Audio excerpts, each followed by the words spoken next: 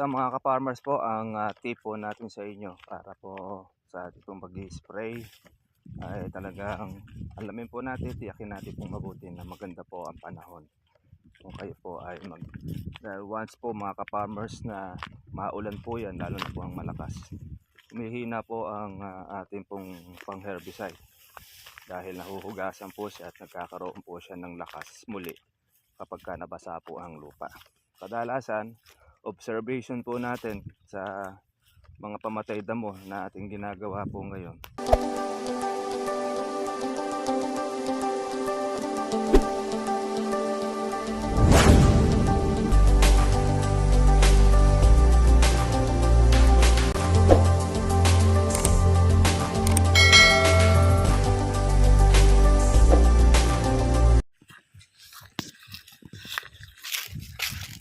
Magandang araw po sa inyo mga ka-farmers, mga ka-trivia. Tayo po ay magpa-follow up po ng ating pag-i-spray ng ating insecticide, herbicide. Dahil hindi po siya nadali at hindi po kagad na tuyo. Naabutan po ng pag-uulan. Yung ating ginamit na pamatay damo. Kaya obligado tayo mag-follow up.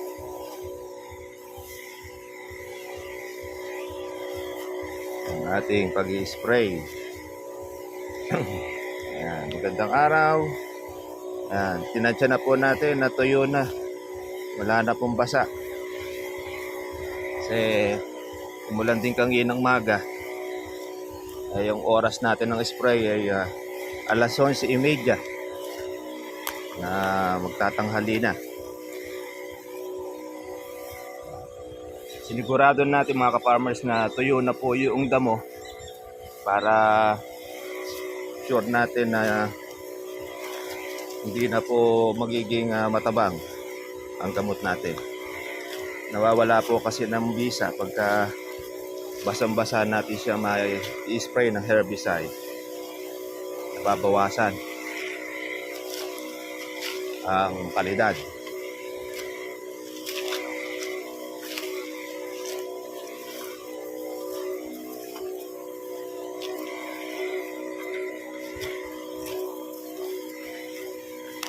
Nagkakaroon tuloy ng immunity itong ating binobomba kapag ka po ito ay nahugasan ng pag-uulan. Napakahirap po tumansya mga katribya ng panahon. Sapalaran tayo para medyo mabawasan ang ating trabaho at yung ating tataniman po ng sili.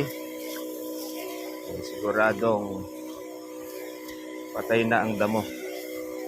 Pati po yung mga baging naka-recover nung umulan po ng malakas.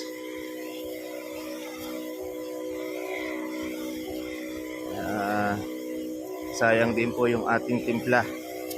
Ganoon talaga sa palaran.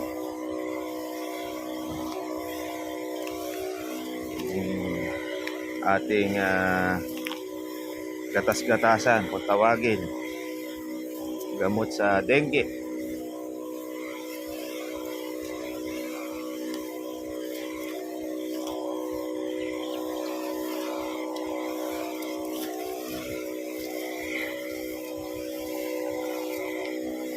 Spray tayo ng ating herbicide.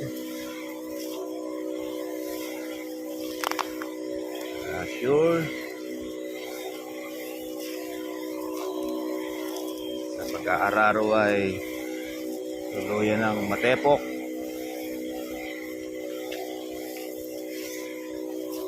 Ibang gamot na po yung ating ginamit, hindi na po itong dati. Para hindi ma-immune yung mga damo. Once po na yan ay magbinhi, ay mas mahihirapan natin po siyang patayin. Para lang pong insekto yan. Kakaroon ng immunity.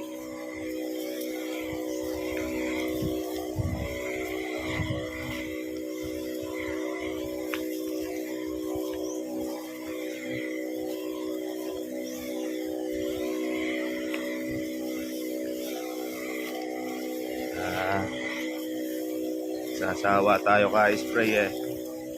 Hindi madali-dali. Dahil malalakas na pala ang kanyang immunity. Nai-immune na. Siya ay nagbinhi.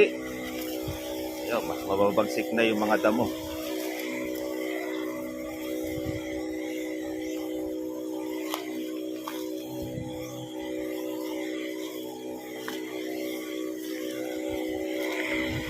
Makapal po kasi yung damo nito. Kaya talagang hindi mo agad-agad mapapatay. Basta-basta.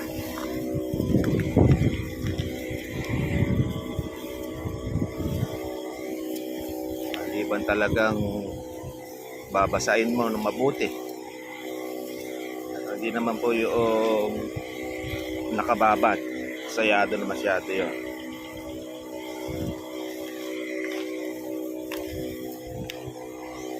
Yung mga damo naman natin iba, patay na.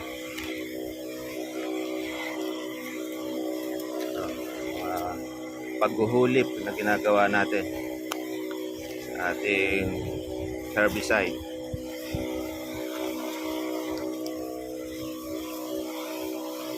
Ano kapal nito?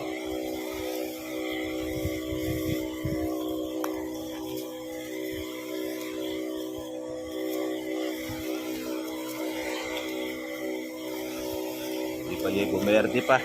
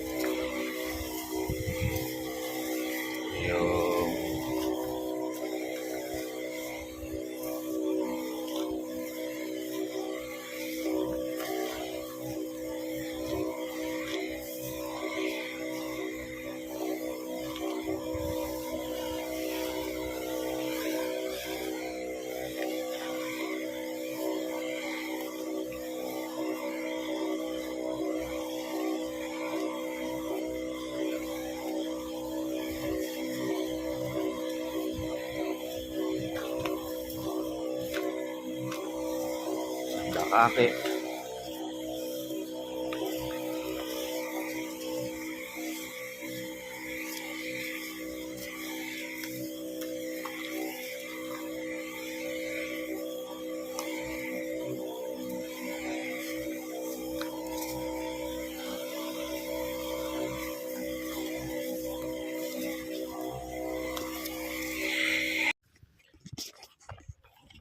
Ito mga ka-farmers po, ang tip po natin sa inyo para po sa itong pag-spray ay talagang alamin po natin, tiyakin natin pong mabuti na maganda po ang panahon. Kung kayo po ay once po mga ka-farmers na maulan po yan, lalo na po ang malakas, humihina po ang ating pong pang-herbicide dahil nahuhugasan po siya at nagkakaroon po siya ng lakas muli kapag ka nabasa po ang lupa. Kadalasan, observation po natin sa mga pamatay damo na ating ginagawa po ngayon. Kaya lumalakas ang mga damo dahil dun sa ulan. Kakaroon sila po ng resistensya, lalo na pag nag-spray ka at hindi po natuyo ng husto doon po sa dahon. Mangyayari po dyan, uulit at uulit tayo. Kaya mas maganda, pagka po maganda ang panahon, isang araw na yon, mas okay, tapusin nyo na inyong trabaho para noon pagka nagpaulit-ulit po tayo ng ilang mga araw, matsempohan ninyo po yung magulan, kakaroon po ng immunity ang ating mga damo.